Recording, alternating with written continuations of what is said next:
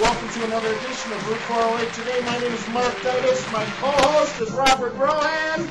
And the co-host is Mr. Jim Dudley, otherwise known as JD. Get it right, people. JD. Hi, Jim. As usual, Guys. I'm honored to be here.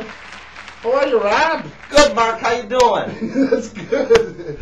I'm doing fine, man. Just chilling out. Kind of miss Mike. He's at work today, doing better things. So you're in the hot seat. How's it feel? These are big shoes to fill, and you know what the heck? This Mike's is all a for big fun, and I love you both. Jim, what's up? How are you? I'm ready to go. You ready to go? What's it feel like to be here? Don't answer that. Well, Have any questions? Does anybody want to know anything about anybody? I want to ask Mr. Jim Dudley, or JD, excuse me, one question. JD. okay. Here, look right into that thing. There you go. How many muscle cars do you have? 5 or 6. That's it? I thought you had like 15 or 20. Well, I got some projects, but And when I say Hemi, do you get excited? Does Yeah. blood flow? How does that make you feel? yeah. Tell us more, man. You're into the car scene, right? Yeah. Yeah, I got a 69 Roadrunner. It's not a Hemi, but it's a 440. Oh, I'm sorry. If it's not Hemi, it doesn't qualify for the Route 408 Today muscle car collection. Got a couple of big black 4-speed Chevelles. Wow. What's your fastest one? Your fastest muscle car? The 440 Roadrunner. It probably is. Beep, beep. Mm-hmm. All right. Onward and upward. I'm going to give a quick shout out to Chris and Anna Swanson, Peggy and Rick Proctor, Andrea Dodge, Frank and Dave DeZavo, and the NSA. I assume that they're monitoring this program by now. We're getting the hits on YouTube. National Security Administration. Hats off. All right, upward. News you can't use, people. Here it comes. Bull storms mall. Scares shoppers, Robbie. A bull charged through a posh shopping mall in Bangladesh, causing panic and damaging several shops. In the Bangladesh capital, the city of 11 million turns into a cattle market ahead of the holiday, where over 2 million bulls and goats get slaughtered. Slaughtering animals and sharing meat with relatives and the poor are mandatory for every Muslim during this holiday. My co-host, Robert Rohan, and my co-host, JD. Sounds like a lot of Remote! Sounds like a lot of bull to me. Can you imagine having to go and buying the whole animal and cut up your food to eat? I mean, We've got stranger holidays. we got it pretty good over here, man. What about when they do the running of the bulls? Not unlike the running of the bull that you see here. They're brave. They Commentary? JD? Well, I think it's a true story. Nobody could ever make something like that up. These aren't true. They're all true through this segment. But you feel as though it's a good idea to turn the city into a big marketplace with cattle running through malls and nothing wrong with that, as long as they have diapers on them. You know, they throw you in jail over here for that crap. That's the voice of experience? You're doing, hi. All right. Story number 2, news you can't use, people. Gambler sues casino over $900 million binge, Robbie. A gambler who lost millions in a gambling spree is suing one of the country's largest casinos. The gambling addict is suing the casino after a mammoth 14-month binge in which he lost $900 million.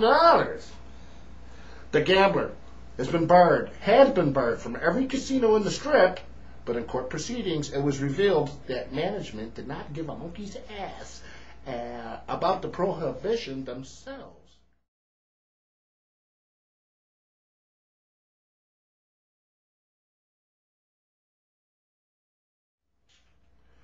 The gambler had been barred from every casino on the Strip, but in court proceedings it was revealed that management did not give a monkey's ass about the prohibition they themselves and other casinos had put in place against the gambler in 2004. Robert Rohan? Wouldn't it be? I'm not used to the rebuttal yet. 900 million, and I'm worried about $20. Yeah. Shows you how cheap I When am. am I going to get that? And JD? Well, I'd like to see what his wife, how her reaction was when he got home. I'm sure she was mystified, to say the Me least. too. All right. Probably been through it. I hear you. News you can't use, story number 3. Burglar. I was held captive by a ghost for 3 days. A burglar who broke into a house claims he was held captive by a supernatural figure for 3 days without food and water, Robbie. Police officials said the house owners found the 36-year-old man fatigued and dehydrated when they returned from vacation. He says they called an ambulance to take him to a hospital. The man told police that every time he tried to escape, a supernatural figure shoved him to the ground.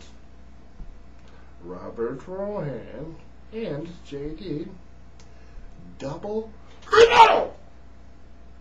Well, you know, it's funny a story like this comes up. It's the other night I watched Poltergeist, and that movie freaks me out. And every time I watch that movie, a story like this comes up. So, you know, what was the Moonlight one?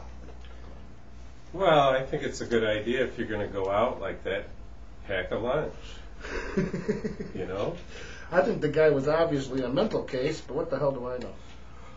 All right, onward, story number 4. News you can't use today. Don't even try using it, really. Is Michael Jacko wacko? I've often wondered. Michael Jackson steps out in his most bizarre outfit yet. Michael Jackson's latest look is remarkable, even by his standards. The 50-year-old looked a dead ringer for Zorro recently. However, instead of a cape and boots, he opted for slippers in a bright blue tunic. How nice. His rather odd choice of outfit was not the first time he has attempted to go incognito, Robbie. Jackson retreated to his chauffeur-driven car, which had a cardboard picture of babies in the back seat. Mr. Robert Rohan and JD, rebuttal! They didn't arrest him for that? I mean, he spent Arrest some him for- having pictures of babies in the back. I think they had clothes on. I think they can In arrest fact, you for they're that gonna- now. It's on the screen. If you have a picture of a baby and you have prior crimes, you can be in a lot of trouble today. And you know, I don't know. Is he? Does he have a sorry, sword? this- Is he cutting J's into him or Z's? I jacked up your blood pressure about 25 points, man. I'm sorry. Obviously, you are not pro-child molester for some reason. well, yeah, I guess I'm not.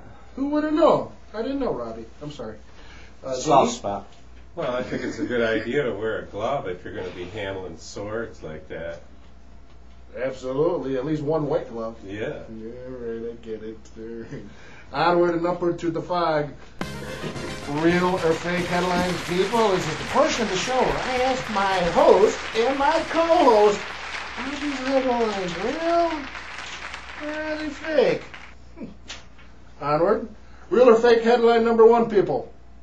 Illegal immigrants returning to Mexico for American jobs. Real or fake headline number 1. Illegal immigrants returning to Mexico for American jobs. Rob, real or fake headline? That's a fake headline. They're coming here for medical. And JD, real or fake headline? Well, I think that the workday is a lot easier down in Mexico. Well, yeah, they take that nice 3-hour lunch that I love. Yeah. Glug, glug. Taxes are lower. All right. Let me see if I can figure this out. That is a fake headline. Real or fake headline number 2. Study finds link between alcohol and letting people know what you really think. Real or fake headline number 2. Study finds link between alcohol and letting people know what you really think. Rob, what do you think? Oh yeah, you know when I drink, I always told people the truth. So yeah, it helps with my butterflies. And JD? Yeah, I think it's true. If I drink too much, my wife lets me know what she really thinks. That's totally fake, man. You gotta back up about 3-4 inches. I'm sorry, man. No, that's okay. Something's I'm gonna biting me blot over out the here. audio here, don't worry. You get a nasty glow. Anyways, real or fake headline number 3. Fraternity in danger of losing house launches scheme to fix economy.